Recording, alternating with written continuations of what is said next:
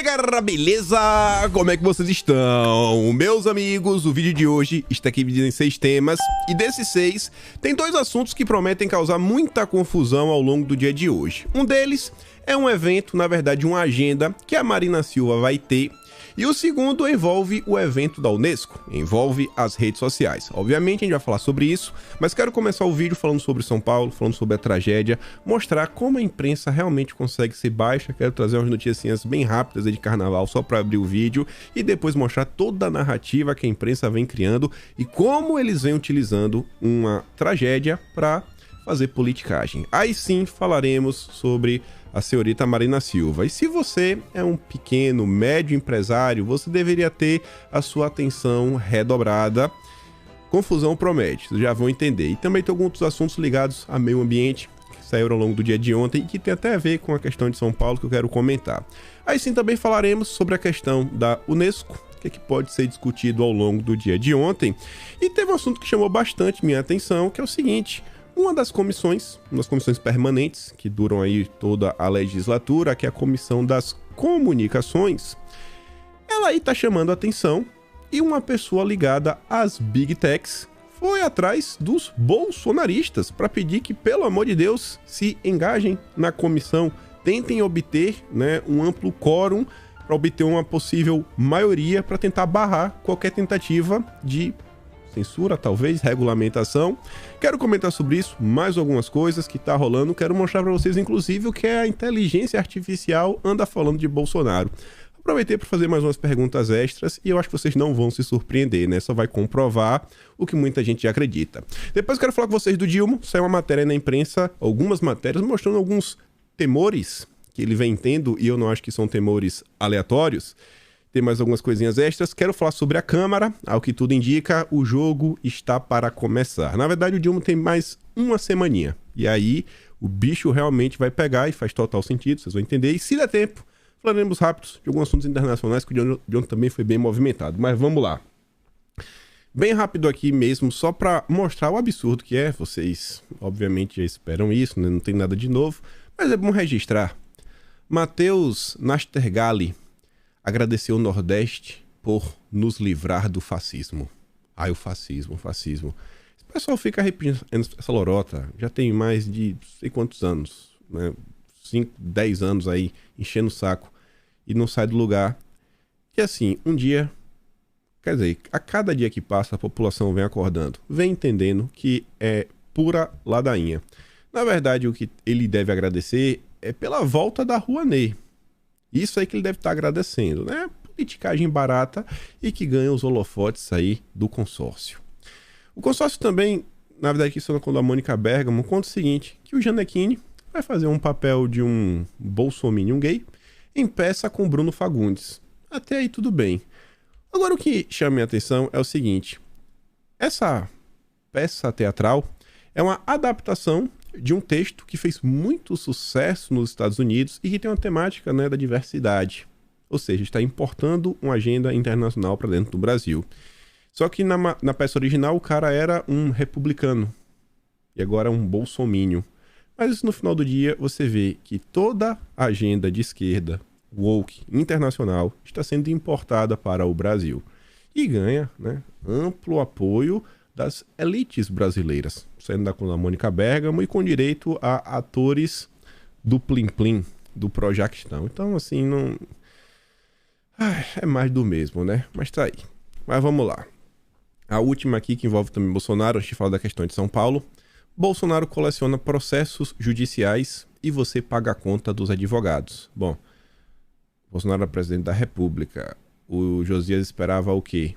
E vocês que acompanham o governo, vocês sabem, a maior parte das coisas que Bolsonaro está sendo acusado, golpes de Estado, atentar contra o Estado democrático de direito e tudo mais. Teve um processo que Bolsonaro recebeu porque ele leu uma manchete da Exame, do consórcio, e ele está sendo processado. Então, assim, são processos atrás de processos, cada um mais absurdo do que o outro. E ele era presidente da República, eu não sei o que o Josias espera. E agora que ele não é mais presidente, ele inclusive já pediu, né, para que a AGU não precisa mais defendê-lo. Até porque eu acho que Bolsonaro não espera que a AGU atual, né, uma AGU ligada à picanha, vá realmente trabalhar com o empenho que deveria ter. Mas tá aí, né? É aquele choro, não tem o que falar, tem muita coisa acontecendo no Brasil, mas o Josias, ele só sabe falar de Bolsonaro. Mas tudo bem, vamos agora pro que interessa. Mais narrativa também. Matheus Leitão estava de férias. Estava mesmo, sem brincadeira. Ele voltou a ter mais ou menos uma semana na Veja. A Veja é um portal de notícias que, se você dá uma olhada ali, ó, o nome do Matheus está em vermelho, ou seja, tem um hiperlink. Quando você clica, você consegue ver todas as matérias dele. Se você quiser vomitar, quiser passar mal, quiser, sabe, se sentir realmente assim para baixo, você pode ver como o Matheus Leitão realmente se dedica todos os dias a puxar o saco da picanha. Deve estar esperando aí para ver se ganha um churrasco grátis. Aí o Matheus Leitão escreve uma longa nota para falar a nova grande prova da diferença entre Lula e Bolsonaro. E eu discordo dele, e eu tenho números cabais, provas irrefutáveis, Matheus, que inclusive demonstram, né? Uma coisa que eu tenho que destacar, até grifei, entenda, eu tava com saudade. O Matheus, ele sempre tem essa prepotência, essa arrogância, ele quer te ensinar, ele quer mostrar que você não entende nada, ele vai fazer você entender. Aí ele faz um textão, primeiro ele relata, né, fevereiro de 2023 é carnaval, e aí chuva, as pessoas perdem as vidas, o presidente da República tava de férias, tá de folga, ele vai ao local, meu Deus! Aí depois ele fala, dezembro de 2021, é Réveillon, fala também das chuvas, pessoas perderam as vidas, e aí o presidente da República diz que espera não ter de retornar antes. Meu Deus! Qual a diferença entre os dois dramáticos momentos brasileiros ocorridos com apenas 2 anos de diferença, mas com comportamentos políticos bem distintos? O primeiro foi protagonizado por Dilma, o segundo por Bolsonaro. Olha só, Bolsonaro não se importa. Bolsonaro não se importa. Meu Deus do céu.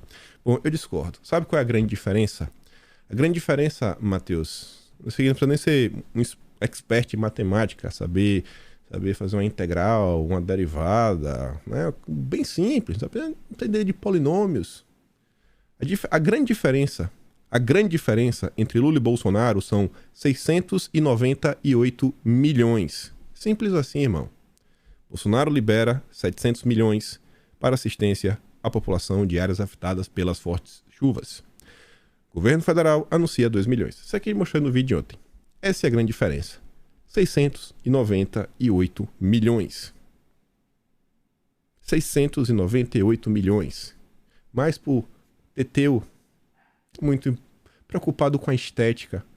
Sendo que Bolsonaro já tinha enviado os seus ministros. E assim, gente, na boa. Cadê a notícia? Pô, não botei aqui na sequência? Eu queria estar aqui na sequência, mas até adianto. Acho que tá ali na frente a notícia, que é o seguinte. O Dilma, ontem foi possivelmente o último dia de curtição dele na Bahia. Uma notícia vai aparecer, se não aparecer, saiu ontem. Saiu na própria Veja. Será que eu coloquei aqui depois? Aqui Amazônia, pode estar depois. Não botei aqui na sequência. Deve estar até em outro tema, se duvidar. Esqueci de colocar na ordem certa. Mas o Dilma tava ontem na Bahia já. Já tava na Bahia ontem. O cara só foi passear de helicóptero, só foi lá, olha, estou aqui, meu Deus, uma calamidade, fiz um discurso, pronto. Pegou o helicóptero, pegou o avião, pegou qualquer coisa que seja, foi pra Bahia. Oh, meu Deus. Tá entendendo? Assim, é pura estética. Pura estética. Bolsonaro foi e por aí ele foi.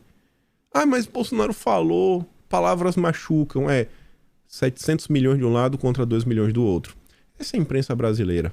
E essa mesma imprensa depois aí quer se mostrar chocada. Esse caso aqui e o Matheus Leitão são a mesma coisa. A mesma coisa. A diferença, na verdade, é o seguinte. Se fosse o Matheus Leitão aqui, ele ia negar água. Se ele soubesse que era um bolsonarista. Esse é o Matheus Leitão. Ele ia negar água. Negar. Então ele ia botar alguma coisa ruim na água. Ia cuspir. Em meio à tragédia, comerciantes vendem água a R$ 93 para vítimas. Se o Matheus Leitão fosse comerciante, ele soubesse que era um bolsonarista, família, e se fosse da família de Bolsonaro, é melhor nem beber, nem beba. A não ser que ele fale assim, bebe primeiro aí, Matheus, pra você saber que água dá pra beber. É o que tá acontecendo. Aí o jornalismo dele fala, meu Deus, perdi a fé na humanidade. Porra, o próprio jornalismo tá aí fazendo politicagem em cima de uma tragédia. O tempo todo isso, gente. O tempo todo isso. Agora isso aqui, obviamente, é um absurdo. Mas vamos continuar. Aí você vê inúmeros problemas que são recorrentes. Até a música, né? As águas de março. Esse período de verão, final aí do mês de fevereiro, chove no Brasil. Assim, é quase todo ano. Chove. Não é a primeira vez que estamos vendo isso. Inclusive estão comparando aí com as questões que aconteceram durante o governo Bolsonaro. Aí você para e pensa, então isso é um problema meio que histórico. Que pode estar relacionado, sei lá, o próprio ciclo aí do planeta, que as coisas acontecem. Para alguns jornalistas, não. Não. O que aconteceu, a grande tragédia, na verdade, a culpa não é da chuva. É do racismo ambiental. Sim, é uma matéria da Folha de São Paulo. Aí a Larissa Rosso, ela compartilha e ela coloca em destaque um parágrafo da matéria que fala o seguinte: a responsabilidade é do poder público negacionista. Dos interesses privados, da especulação imobiliária e do poder de barganha das grandes fortunas e do descaso com os mais pobres, do racismo, da desigualdade social e de um desenvolvimento que mata. Aí você acha que é só um artigo da Folha de São Paulo? Não. Reinaldo Azevedo.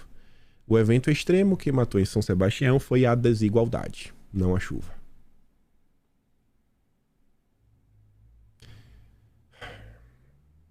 Complicado, né? Mas adianta falar. Adianta você tentar pontuar, colocar uns probleminhas, umas coisinhas, outras, etc e tudo mais.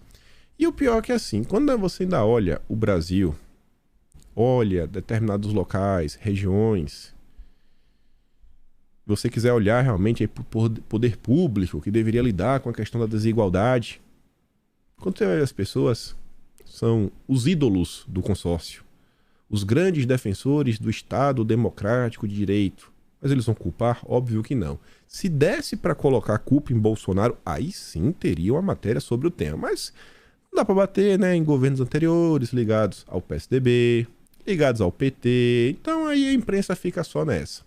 E aí a mesma imprensa que fala de desigualdade, que a desigualdade é um problema e que os pobres sofrem mais com isso, porque nas regiões mais pobres não tem uma infraestrutura para lidar com essas questões, né, essas intempéries ambientais, grandes chuvas, então não tem a questão assim para escoamento, dreno da água, não tem essas coisas. Regiões mais pobres carecem de muita coisa. Aí você vê que a turma do Estadão comenta não sobre São Paulo, mas comenta sobre o Amazonas, a região amazônica, e infraestrutura na Amazônia. O governo federal precisa aprimorar a governança dos investimentos na região amazônica e garantir o alinhamento a critérios socioambientais. Não é uma preocupação em melhorar a qualidade de vida das pessoas. Isso aí é um segundo passo. Primeiro passo, a base para qualquer investimento é critérios socioambientais. O que é isso? Alinhamento à pauta ESG. Inclusive, ao longo, isso aqui foi o editorial de ontem, o Estadão deixa isso bem claro, mas eles não falam ESG, eles botam ASG, que seria Ambiente, Social e Governança. É a tradução do ESG para o português. Aí fala o seguinte: estamos vivendo um cenário de mudanças no Brasil, com previsão do aumento de investimento público em infraestrutura e a sinalização da retomada do protagonismo brasileiro no combate ao desmatamento. O Brasil não teve nenhum investimento em infraestrutura no governo Bolsonaro, né? Cruzaram os braços. Não teve avanço nos modais de transporte, não teve avanço de marcos legais, não teve nada disso. Nesse contexto, é fundamental evitar que investimentos em infraestrutura na região impliquem em aumento de desmatamento. Lá vai, tem que ter cuidado, viu? Tem que ter cuidado. Aí você pensa que isso aqui, fala assim, por que eles querem falar com isso? Isso é uma matéria, uma reportagem especial, Jornal Internacional, acho que foi no Washington Post. Trouxemos isso em vídeo, onde os ativistas, eles estavam criticando a pavimentação da BR-319. Porque a BR-319, se você pavimentar ela, vai ter muito mais pessoas transitando na pista. Logo, as possibilidades de começar a abrir caminhos paralelos para fazendas, etc., e as pessoas se sintam incentivadas a cortar árvores, a desmatar, etc., pode aumentar muito. Ou seja, pavimentar a BR-319 pode acarretar em mais desmatamento. Não porque você vai ter que derrubar árvores para repavimentar a estrada, não. É porque vai facilitar a vida das pessoas. Então, essa é a mentalidade da galera. Aí o Estadão continua. A região norte, que abriga a maior parte da floresta amazônica, é a mais isolada economicamente do país. Apresenta a menor extensão de rodovias pavimentadas entre todas as regiões e os piores resultados em termos de qualidade dos trechos pavimentados. Mas é a região mais difícil de você investir em infraestrutura. E a turma quer resolver? Não, a turma está preocupada com os critérios socioambientais. Projetos que visam melhorar a conexão da região com mercados domésticos e internacionais e atender a demandas locais podem trazer benefícios importantes, reduzindo os custos de produção, aumentando a mobilidade e o acesso a serviços básicos e gerando crescimento econômico. Entretanto, isso não é prioridade, para gerar pleno retorno para a sociedade, investimentos em infraestrutura devem fazer parte de uma estratégia de desenvolvimento nacional que leve em conta o futuro da Amazônia. Não é o futuro da população, é o futuro da Amazônia. A Amazônia é mais importante que a população que vive por lá. E a forma de utilização de seus recursos naturais, bem como uma boa governança dos investimentos públicos. É a preocupação da turma. É a preocupação. Aí depois eles reclamam. Porque teve a chuva. Por causa disso, por causa daquilo outro. A preocupação não é resolver o problema de quem mais precisa. Temos que pensar na Amazônia, na floresta, no material, né, na mãe terra. E aqui pegando um gancho, ainda com a questão de São Paulo, para a gente falar da coisa da Marina, que é muito mais preocupante. A Folha também usou o caso aí para fazer um pouco de, a meu ver, politicagem, falando o seguinte, que chuvas torrenciais, clima, desigualdade política, conexões que precisamos fazer. Eventos climáticos extremos se repetem há anos, cada vez mais intensos, mas somos incapazes de aprender com eles. Você vê que a coisa vem de anos, né? Todo ano tem, de anos, porque agora tá mais intenso. Não sei, mas tudo bem. Aí, ao longo da matéria, a turma da Folha de São Paulo vai apontando graves problemas. É chegado o momento da consciência de que estamos interconectados e nossas tomadas de decisão têm impacto sim. Olha os problemas. O consumo de produtos não certificados nas cidades, como carne, madeira, soja e ouro, tem relação com as tragédias.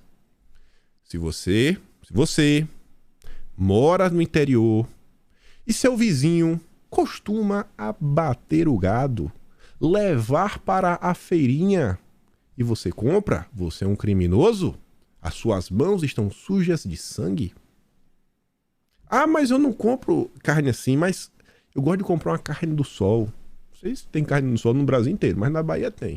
Você vai comprar uma carne do sol, que dificilmente vai ter a certificação, né? Foi pessoas comuns que produziram. Suas mãos estão sujas. Suas mãos estão sujas. É o grande problema, é quem compra carne. Tá vendo como são as coisas, né? Mas beleza. O desmatamento para ampliação da fronteira agrícola e da pecuária, que chega à nossa mesa em forma de carne, em nossas casas como madeira de construção ou móveis, em nosso corpo em joias de ouro, tem relação com as inundações. E perceba que ele não está falando sobre desmatamento ilegal. Na cabeça dessa galera, qualquer desmatamento é ruim. Inclusive, esta daqui é a tese da due diligence europeia. Você tem que ter, você poder vender, né, o CAR bonitinho, que é o cadastro, o registro da sua terra, lá não lembro qual é o nome certinho. O CAR tem que estar em dia, mostrando que sua terra é bacana, a certificação, isso. Aí você pode vender. É a mesma estratégia. E isso vai dificultando cada vez mais a vida do pequeno e do médio. Mas são pequenos detalhes, né? O importante é salvar o planeta. Saber a origem do que consumimos e fazer escolhas conscientes é um dos fatores que podem contribuir na redução de impactos. Identificar empresas e financiadores também. Bom, assim, vamos, isso aqui acho que é um consenso bem básico. Na maior parte do tempo, se um produto ele não tem todas as certificações, é daquele jeito meio nas coxas, dificilmente estamos tratando de um produto premium. Um produto premium, em geral, é o que tem. Ele vai ter todas as certificações. Você vai comprar aí o Wagyu. Rapaz, o Wagyu é capaz de saber o nome do avô do boi que tu tá comendo. O preço da carne aí de Wagyu, você pega, sei lá, você processa na internet, você não vai nem ver gente comendo no Brasil. Coisa de bambambam, né? Sei lá, mais de R$1.500 o quilo no Brasil, a depender. Na internet você vê R$500 o quilo, $500 o quilo de Wagyu. Os super prêmios. Não é coisa de não é brincadeira. Então, o cara que quer comprar isso dele quer ter certeza que ele realmente está comendo um Wagyu de qualidade, que a carne realmente vai ser macia, né? Marmorizada. Quando você pega essa questão mais simples, sem registro, aquele cara que seja o cara errado e que seja o pequeno proprietário, na maior parte do tempo a gente não está lidando com um produto premium, ou seja, um produto mais barato.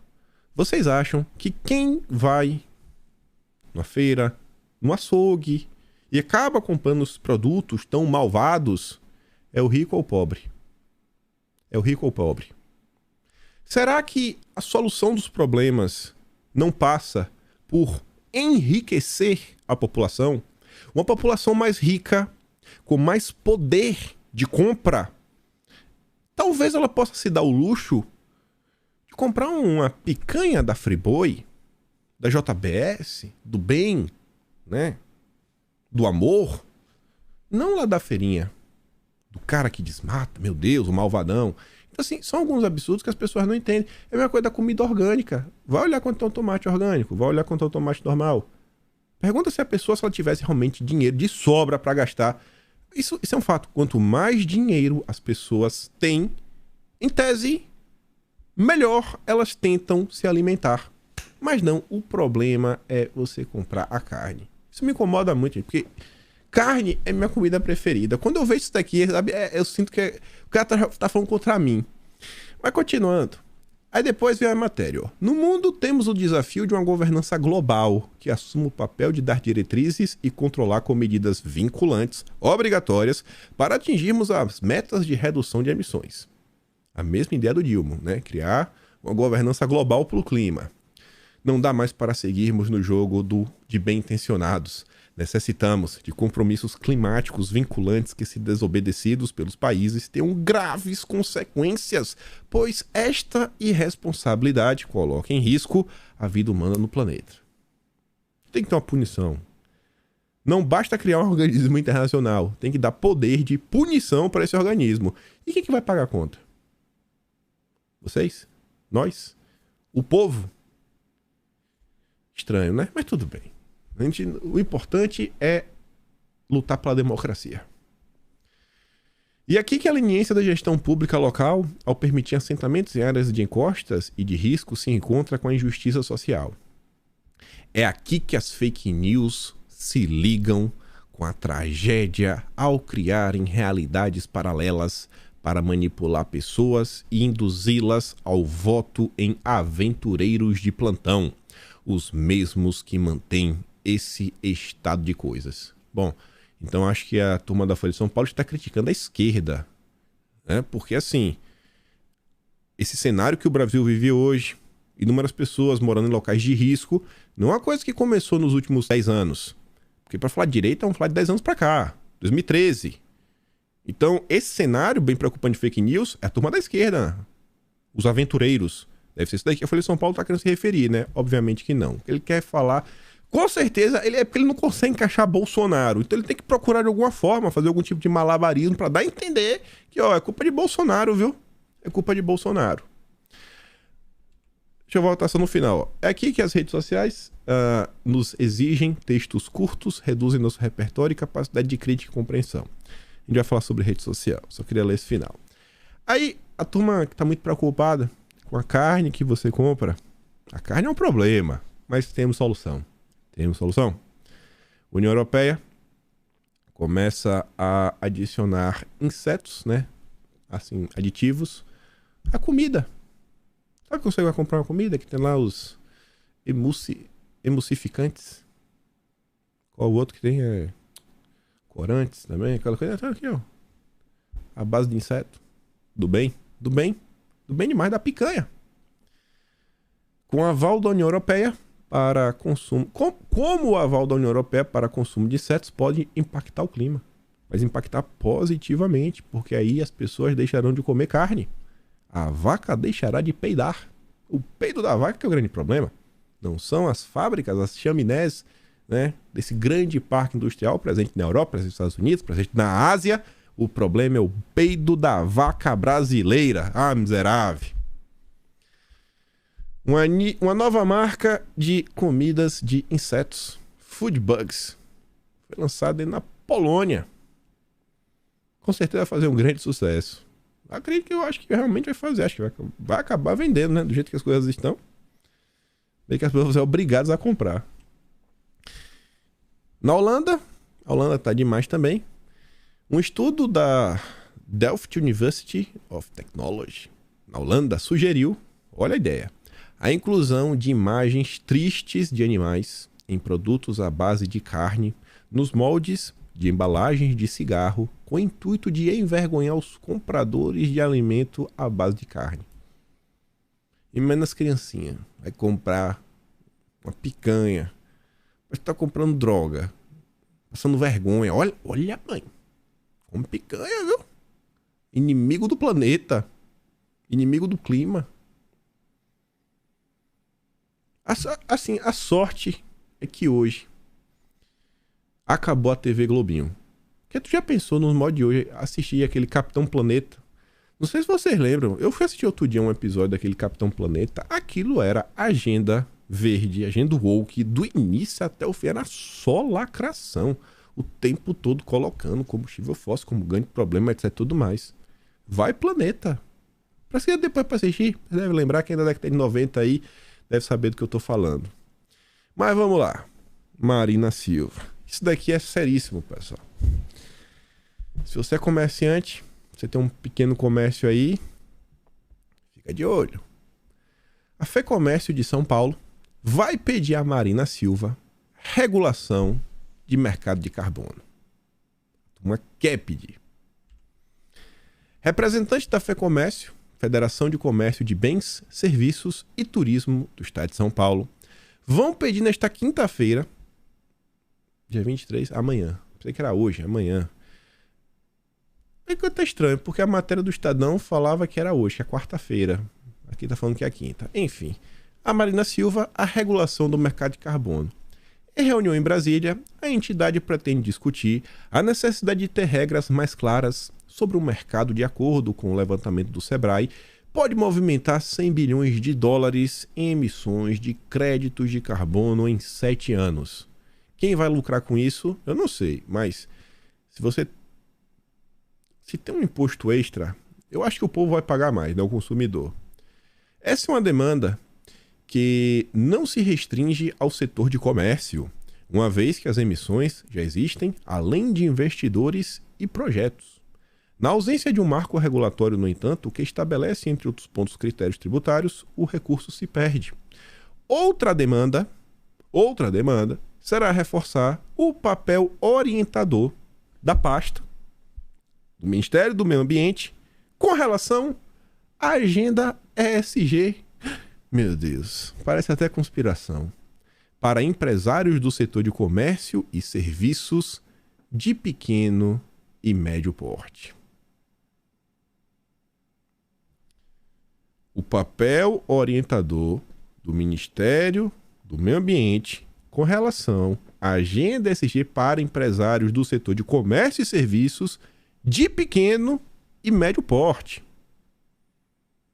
Estão preocupados. Se você é um pequeno empresário, médio porte, você precisa de uma nova licença ambiental, ou isso, aquilo, outro, ou quem sabe a sua indústria ela precise passar por mudanças, quem sabe aí, né, o governo vai determinar, olha só, agora vai ter que implementar isso, agora vai ter que implementar aquilo outro, e vai fazer isso, vai fazer aquilo ali, papapá, tititi.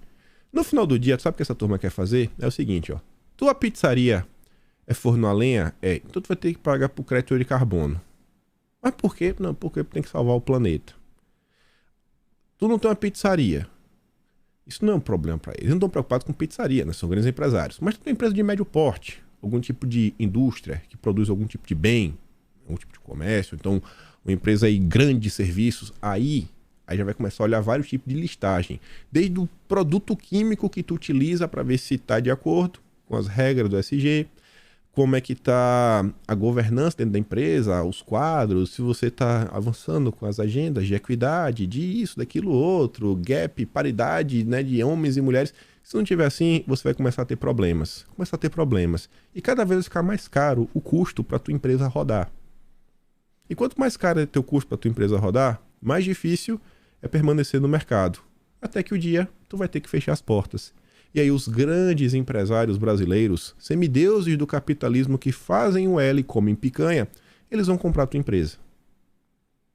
Mas não se preocupa não, o amor vai vencer no final. É isso que tá rolando.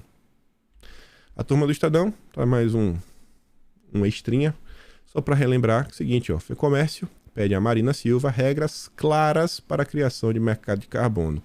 A agenda sobre regulação também é prioridade da Marina Silva. Inclusive, quando ela estava em Davos, ela já tinha voltado de Davos. Saiu uma nota na Veja, mais especificamente na coluna do Radar Econômico, onde a Marina Silva falava que ela pretendia colocar alguma coisa já de mercado de carbono dentro da reforma tributária. E tá aí, uma das linhas prioritárias do desgoverno. Vamos ver. Mas enfim, a turma do Estadão relembra que a Marina tinha entregado uma carta quando ela resolveu fazer o L na campanha. E aí, dentre as medidas que estava na carta, constava implementar o mercado de carbono no Brasil, definindo salvaguardas ambientais e exploração dos créditos de carbono gerados pela redução de emissões por desmatamento e degradação. E tá aí. Não é uma agenda que apenas o governo deseja. Existem muitos empresários preocupados em salvar o planeta. Ó, vale a pena ficar de olho. Olha como isso também se encaixa com o que eu venho falando para vocês. É muito difícil olhar agora o que está acontecendo, o que está ao nosso redor e falar o seguinte, são os comunistas, é a turma do Foro de São Paulo. Isso é inegável. Mas você vê que agora existe uma nova simbiose. Junta essa galera, junta com alguns setores, junta com o empresariado, aí junta com essa agenda internacional, junta com apoio ao Partido Democrata, e vai gerando, juntando, daqui a pouco vira esse monstro que está aí. Deus proteja o pequeno e médio proprietário. Esse ano promete. Outra coisa que promete, e aí vai rolar no dia de hoje muita coisa, é a questão do evento da Unesco. Em paralelo ao evento da Unesco, ainda a gente fala sobre ele, segundo a turma da CNN, no dia de ontem, né, fala logo pela manhã, que a Suprema Corte Americana estava começando ontem a ouvir os argumentos em um caso que pode mudar os rumos da internet. A contestação se refere a uma lei americana que exime as redes sociais de responsabilidade sobre o conteúdo produzido por usuários, o que é muito complicado. Eu entendo que possa existir uma preocupação, eu quero ver qual que vai ser a solução que será aplicada, porque como uma empresa vai conseguir dar conta do que cada usuário posta e proibir de antemão conteúdos nocivos? Pensa em redes que tem mais de 1 bilhão de pessoas. Tem gente que faz mais de um post por dia. Assim, é uma coisa... Eu entendo a preocupação, mas eu quero ver qual vai ser a solução que eles vão dar. Vale a pena ver de novo. Esperar para ver. Aí hoje vai ter aí realmente a comissão. O Dilma não vai, mas mandou lá o cara da SECOM, o Brant, que inclusive já recebeu críticas por parte da turma da esquerda. Já mostramos em vídeo, porque o Brant, a esquerda diz que ele trabalha para o imperialismo americano. Porque ele tem ligações com a Open Society Foundation, a turma dos Soros, que no passado era a teoria da conspiração da direita. Mas tudo bem. Aí o Correio Brasiliense disse que a conferência Internet for Trust da Unesco começa nessa quarta. E o Dilma não vai, mas disse ter mandado uma carta que será lida na abertura. O Dilma pedirá soluções globais e de combate às fake news em mensagem a evento da Unesco. Isso tudo a gente comentou no vídeo ontem. O Jamil Chad trouxe primeira mão aí mais detalhes, mas só para relembrar. E o Jamil Chad soltou uma nota hoje de manhã, trazendo só uma coisinha extra. Na Unesco, Dilma propõe pacto global contra a desinformação, regulamentação das redes sociais e novo papel de emergentes nas plataformas digitais. Perceba uma coisa, tem pacto global para o meio ambiente, pacto global para salvar o planeta, tem pacto global pela paz. Paz está ligado à defesa, ligado até a exércitos. Meio ambiente, você está falando de uma coisa que o mundo inteiro, né, compartilha. Vamos falar assim, internet é uma coisa também que todo mundo usa, né? Sites são acessados pelas pessoas dos diversos planetas. E conforme o tempo vai passando, você vê que cada vez mais estão sendo apresentadas ideias de uma união global que no final do dia, inclusive, favorecem que lá na frente, daqui a alguns anos, quem sabe apareça um governo global, um governo mundial. Por que não, né? Quem sabe? Aí o Jamil Chad disse que o Dilma alerta que as plataformas digitais podem ser uma ameaça para a democracia e defende a regulação das redes num pacto global que inclua governos, com certeza o governo de esquerda, a maioria hoje no mundo, empresas. Quais empresas? Eu duvido que vão chamar a tua empresa. Eu duvido que alguém que me assiste tenha uma empresa que está apta a participar de um debate como esse, né? Vocês não têm capacidade. E sociedade civil, que também não são vocês. Aqui são os zongueiros. Zongueiros, turma dos think tanks, mas só da esquerda. Essa é a turma que vai ter a capacidade de realmente colocar a bola no chão e salvar o mundo. E a turma tá achando ótimo. O consórcio tá batendo palmas. Pra você ver. Isso aqui foi um post que a Unesco fez ontem. Eles colocaram um tweet de uma pessoa que abandonou o Twitter. Eu já vi uns casos similares.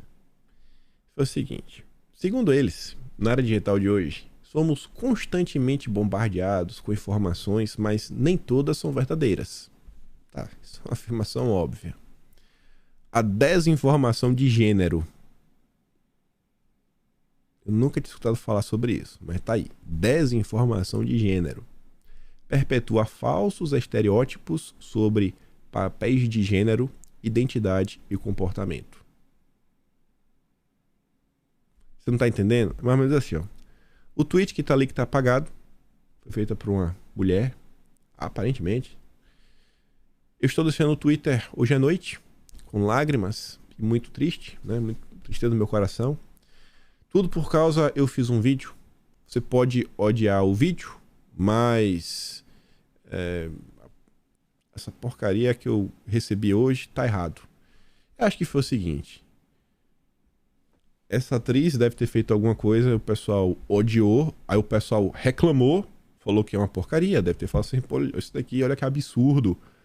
E aí falou assim, eu estou sofrendo só porque eu sou mulher, etc. Não sei, é o que fica parecendo. O pessoal fez piada, né? Basicamente isso. Agora virou desinformação de gênero. Essa é a turma que quer regulamentar a internet. Desinformação de gênero. Imagine. Isso aqui deve ser tipo aquele mansplaining, se lembra? Quando um homem quer explicar pra mulher... Eu nem lembro direito qual a definição, né? Não vou nem falar pra depois não sair errado. Aí eu tava ontem de bobeira no Twitter, eu vi um cara perguntando o seguinte: ChatGPT, você poderia criar aí uma tabela com crédito social para cientistas que lidaram aí com a questão da pandemia, etc e tudo mais? Aí eu vi o que gerou, etc e tudo mais. Tentei fazer com um político, mas aí ele não aceita. E aí tem uma forma de você meio que dar um bypass no ChatGPT, né? Não vou ficar ensinando isso aqui nesse momento. Mas eu tinha pedido mais ou menos 20 nomes. Ele não me entregou 20 nomes. Deixa eu ver como ele entregou. Nem contei, foram 10. 1, 2, 3, 4, 5, 6, 7, 8, 9, 10 nomes. Aí eu falei, eu quero nomes de direita e esquerda. Quero uma pontuação para eles, crédito social. E eu quero uma justificativa. Por que você está dando essa pontuação? Porque um dos pontos que também vai ser discutido na regulamentação das redes é a inteligência artificial. Veio para ficar. A inteligência artificial veio para ficar. Aí, olha só, para minha surpresa, o primeiro nome que o ChatGPT traz é o Dilma. Olha a pontuação, de 0 a 100, 90. Quase gabaritou a prova. Por que ele tem uma pontuação tão alta? Ele tem um histórico de luta pelos direitos trabalhistas e por programas sociais. Ele é reconhecido por sua liderança na esquerda. Por 90 pontos por isso. Quem vem em segundo? O Haddad. Segunda pontuação mais alta da lista. Haddad é um acadêmico respeitado, uma figura proeminente na esquerda brasileira. Ele é conhecido por suas políticas sociais. Pô, bacana. Aí quem vem em terceiro? Ciro Gomes.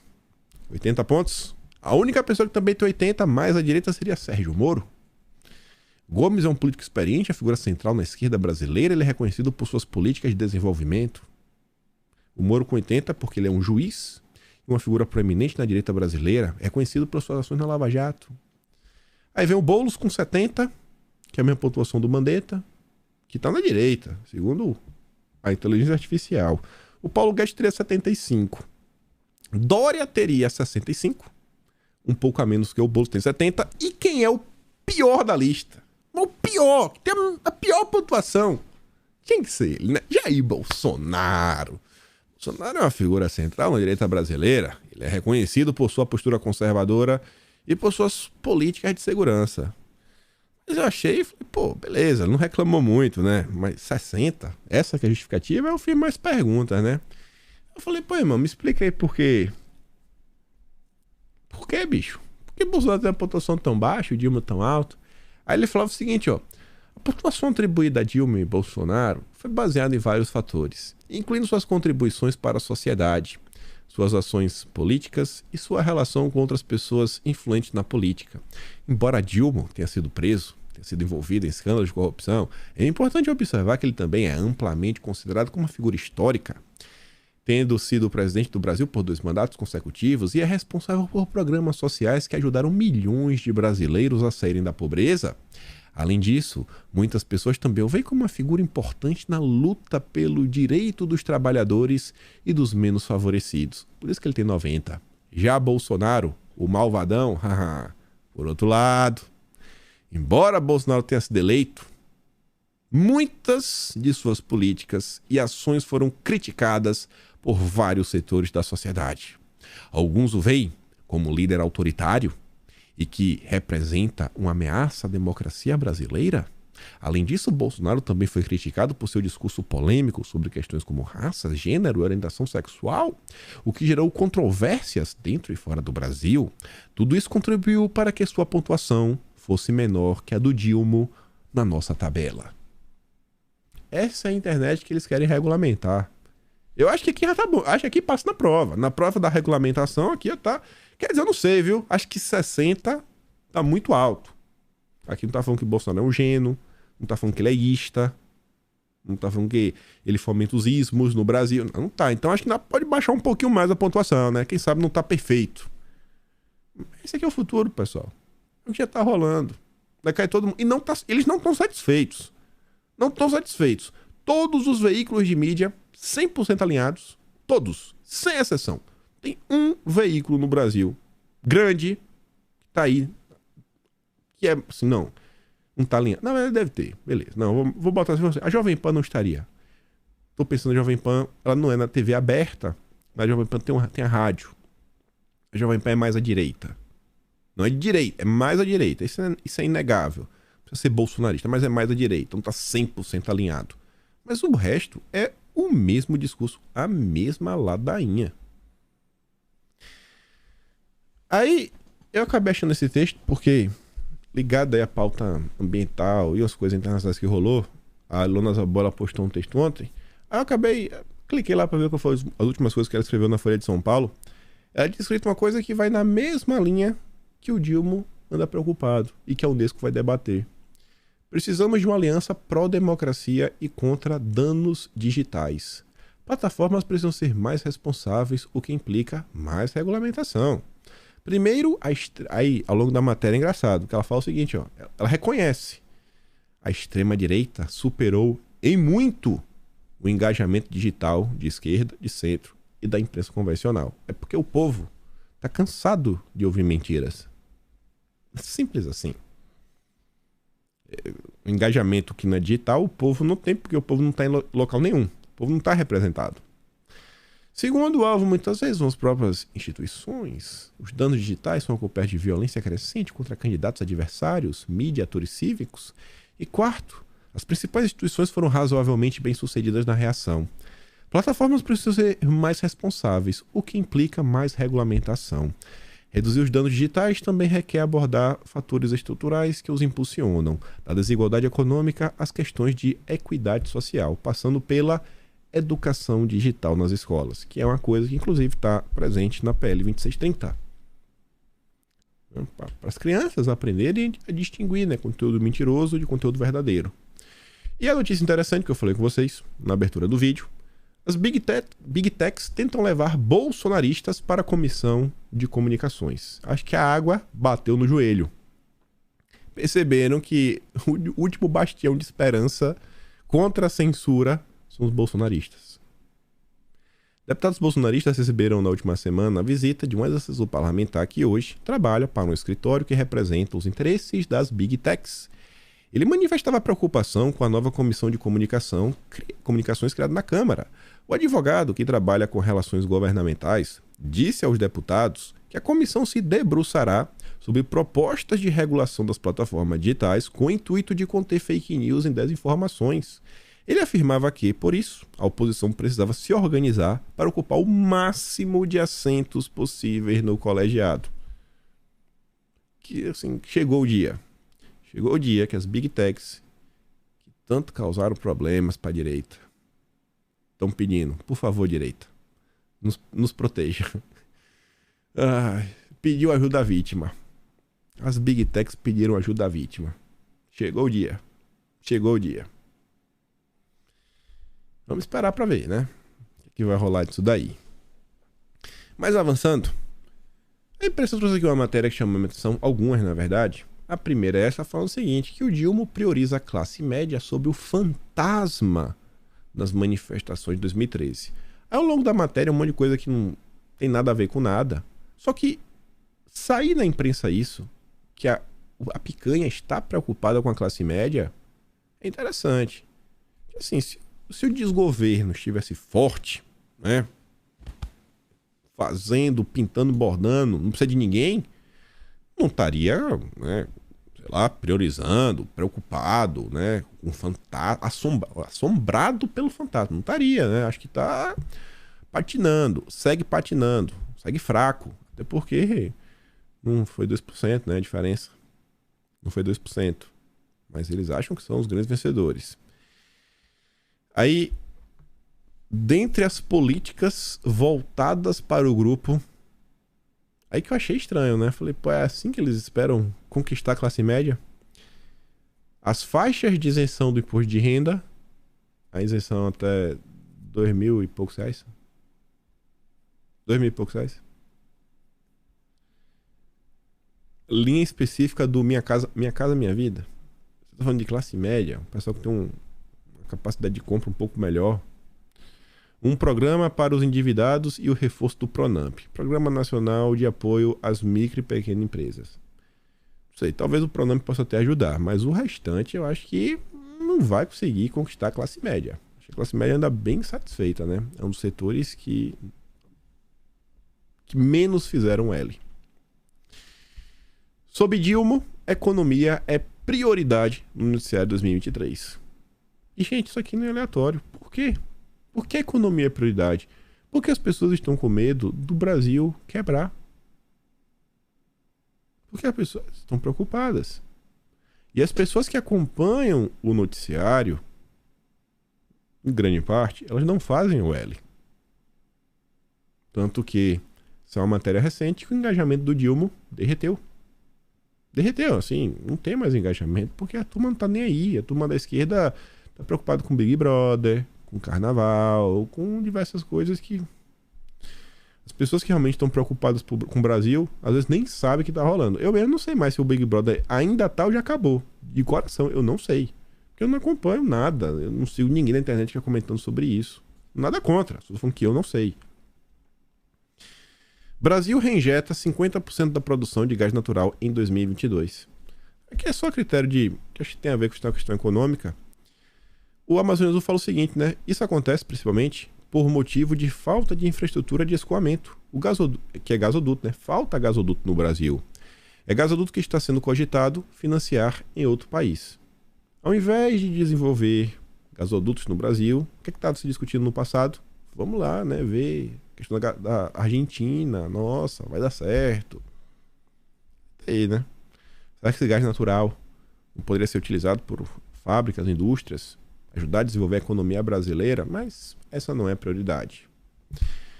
Aí a turma do Estadão, ontem, soltou esse editorial. Vou ler a primeira parte de baixo. Ó. Eivada de ressentimentos e mentiras. A recente resolução do PT é reflexo do que sente e pensa o Dilma, que parece se sentir credor do país. Aí eles falam: se os ressentimentos do Dilma e a sede de vingança que parece animar as lideranças petistas são genuínas ou nada mais do que tática para manter a militância mobilizada, pouco importa. O fato é que não é assim que se governa um país. Aí o título mesmo do editorial se chama Governando com Fígado.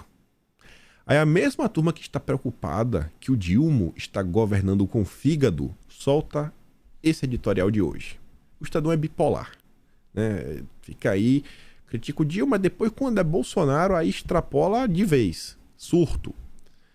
Perigoso o legado de Bolsonaro. Mais um. Qual é o perigo? Ferramentas.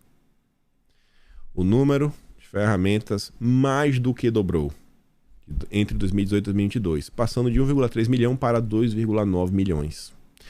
Eis o resultado concreto da pregação e das ações do então presidente para flexibilizar as restrições. Eita, Bolsonaro! Como noticiou o Estadão, dados obtidos pelo Sou da Paz e pelo Igarapé da Ilona Zabor.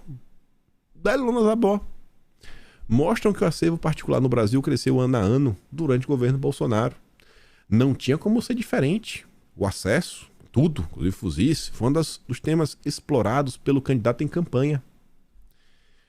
Olha agora, com sua ideia equivocada de que as deficiências da segurança pública deveriam, como se isso fosse possível, ser supridas por cidadãos devidamente armados. Gente, de coração mesmo, perguntando aqui de dúvida honesta, alguma vez Bolsonaro incentivou as pessoas a comprarem uma ferramenta para suprir o problema da segurança pública? Basicamente falou: não, vocês vão salvar o país, vocês serão os novos policiais. Cara, é uma mentira absurda isso daqui. Mentira absurda. Essa questão aqui envolve muito mais a liberdade. Mas você defende a sua casa, a sua propriedade. Ele tá falando. Eu queria saber de coração assim, ó, o cara chegou em tua casa. Vai fazer o quê? Pega o telefone, ou polícia.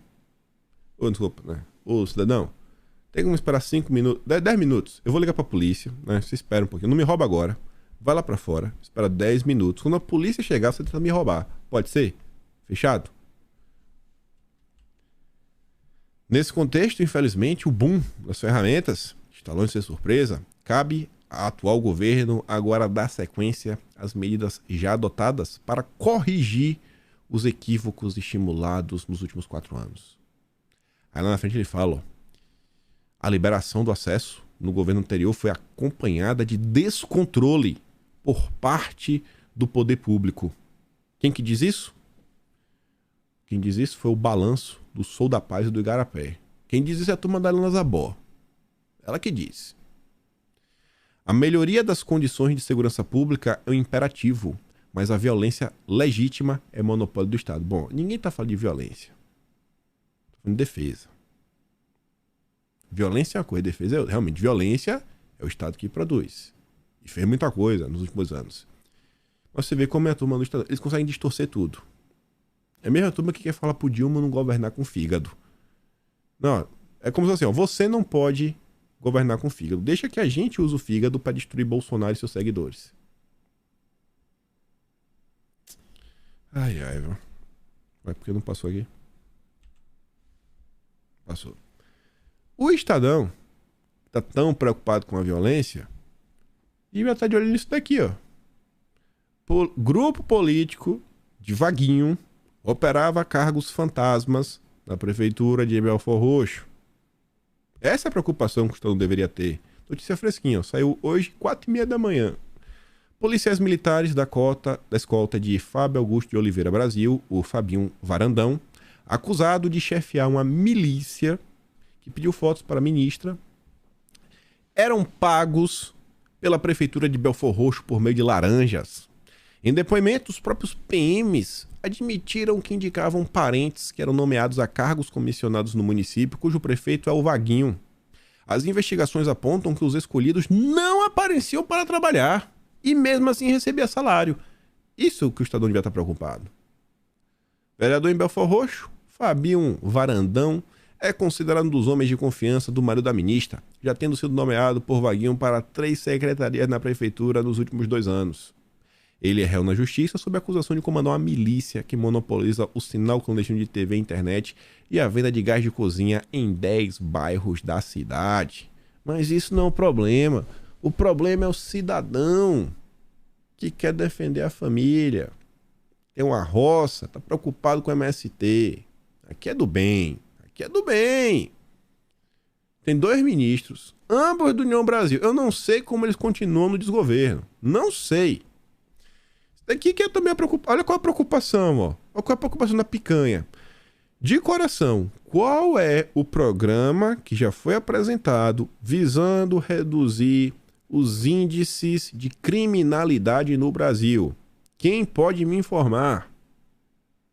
Quando eu vejo alguma coisa ligada à segurança pública, são notícias como essa. Governo vai transferir centro de formação da PRF de Santa Catarina para Brasília. Pelo que eu escutei falar, Santa Catarina tem uma baita estrutura. É basicamente uma universidade. Vou voltar para Brasília. Por quê? Porque é mais efetivo? Não. O objetivo é reverter o que foi diagnosticado como a hipertrofia do órgão. Servidores estão insatisfeitos com as mudanças. No segundo dia, o órgão perdeu 101 cargos. Depois foram extintos 5 comandos de operações especializadas da Polícia Rodoviária Federal. Sobre isso, estava conversando com as pessoas da área de segurança pública, eu estava vendo o seguinte: alguns desses cargos que foram removidos, algumas mudanças que estão acontecendo, impactam a parte da inteligência. E a turma está falando o seguinte, que a inteligência, concentrada da Polícia Rodoviária Federal, ela é muito importante. Porque aquelas apreensões, recordes que vocês viam lá de drogas, etc., muitas vezes, na verdade, a maior parte delas, era um trabalho da inteligência. Que vinha fazendo, etc., tudo mais, monitorando, eles têm alguns sistemas internos, vai fazendo, aí lá na frente vai lá e você resolve. Então, o fato de não ter turma da inteligência impacta no final da cadeia. Se você deixa de conseguir fazer o mesmo trabalho, a turma segue vendendo, segue ganhando muito cacau, e aí a turma do mal realmente segue crescendo, né? Segue com grande comando aí no Brasil, tocando terror e nada acontece. Essas são as preocupações. Aí vem a turma da Veja para falar: Carnaval Vermelho de invasões é desafio para Lula e Tarcísio. Não, não é. Não é, não. O Tarcísio, eu tenho certeza que ele vai ficar do lado do proprietário. A terra é tua? Então a terra é tua. O Tarcísio não vai ficar de conversinha, não. Não tem desafio. O desafio é pro Dilma. Vai fazer o quê? Vai condenar ou vai botar de e falar: ó, é minha galera, estamos fechados aqui, ninguém vai tirar dessa terra? Isso tá rolando. A turma tem até sexta-feira para deixar a localidade, foi o que a juíza falou. Se não, pode ter intervenção policial. Se não for, já está decidida a intervenção policial. O impasse é o primeiro desafio público da dissidência do MST, liderada pelo Rainha, que exibe a dúzia de prisões na biografia aos governos do Dilma, do PT e do Tarcísio. Eu não acho que o Tarcísio está preocupado, não. Ele vai cumprir a lei. O Dilma que tem aí, né, a sua base. A sua base. E aí, é base ou não é? E para comentar aqui bem rápido, porque eu falei na introdução, isso aqui pelo menos eu quero comentar. Começa o jogo no Congresso. Isso é interessante. A partir de quarta, hoje, começa o verdadeiro relacionamento. Não começa hoje, na verdade. Deve começar só na próxima da próxima semana. Você já entende. Na volta do Carnaval, que vai ser, né, a discussão sobre as medidas provisórias. E aí vai dar para realmente medir se o desgoverno tem ou não tem base. E aí, a turma listou aqui, né, algumas coisas, algumas MPs, vai discutir a da Bolsa Família, aponta como a única das 4 que não vai ter problema, porque meio que todo mundo apoia, né, as mudanças aí do Bolsa Família, tá meio que tá certo, não vai ter resistência. Aí depois tem a mais delicada de todas, que é do voto de qualidade do CARF, que essa mudança saiu da cabeça do Haddad. E qual a ideia? A mudança faz parte do plano do Haddad para elevar a arrecadação, ganhar mais dinheiro, mais dinheiro. Arthur Lira já deu sinais que vai ser muito difícil de passar. Foi sob sua liderança que o voto de qualidade caiu em 2020. Aí tem a da Funasa, também promete, treta grande, porque a turma do Centrão tem interesse no órgão, tem interesse nos cargos. E estão falando da COAF, segundo a turma do bastidor, e aí vale prestar atenção, diz que o Lira é contra, mas deve passar, porque segundo o bastidor, o Centrão vai usar a aprovação desta MP como moeda de troca em outras situações. COAF na mão do Haddad. Um órgão que, se mal utilizado, pode dar poder de perseguição. E aí, que eu acho que não vai ser essa semana, porque o Zuc, que escreve com o lugar dele, falou o seguinte: o Lira deve dar mais uma semana de trégua ao Dilma após o carnaval. Deve, semana que vem, votar algumas propostas, que são um consenso, alguma coisa da pauta das mulheres, vai ter Dia Internacional da Mulher, etc, tudo mais. Aí vai começar as questões das MPs, algumas ainda do governo Bolsonaro e a do Dilma, para o bicho começar a andar. O clima vai começar a esquentar em breve. Após ano com recorde em aprovação de PECs, Planalto ainda negocia cargos para passar a reforma tributária. Eu só trouxe essa matéria para mostrar para vocês isso daqui, ó. Para quem reclamava de Bolsonaro, 2019 conseguiu passar 6 PECs, 308 votos na Câmara, 49 no Senado. 2023, ano tenso. 2021, 6, 2022, 14. 29, recordista em 4 anos. Bom ou ruim, não sei, mas conseguiu aprovar muita coisa no legislativo, né? Governo Bolsonaro. Collor 2, Itamar 2, FHC 16 no meio, 19, Dilma 14, 14, Dilma 17, 6, tá aí. Então, para quem falava de falta de governabilidade, pelo menos assim em termos de números, né, em termos numéricos, Bolsonaro mandou relativamente bem. Isso daí eu comento depois, porque aqui chamou minha atenção, foi pra outra coisa. E só para não perder o costume, aqui estão os links das matérias do vídeo de hoje. E é isso. Ficamos por aqui. Se gosta do meu trabalho, posta também no canal. Tem um botão de valeu, tem um P na descrição. Sempre falo isso, né? E, acima de tudo, compartilhe o vídeo. Vai cair teu dedo? Com certeza não. E espero também te ver amanhã de novo, né? E poder estar aqui também. E é isso. Aquele grande beijo e abraço. Tamo juntos. Valeu, meus amigos. Fui!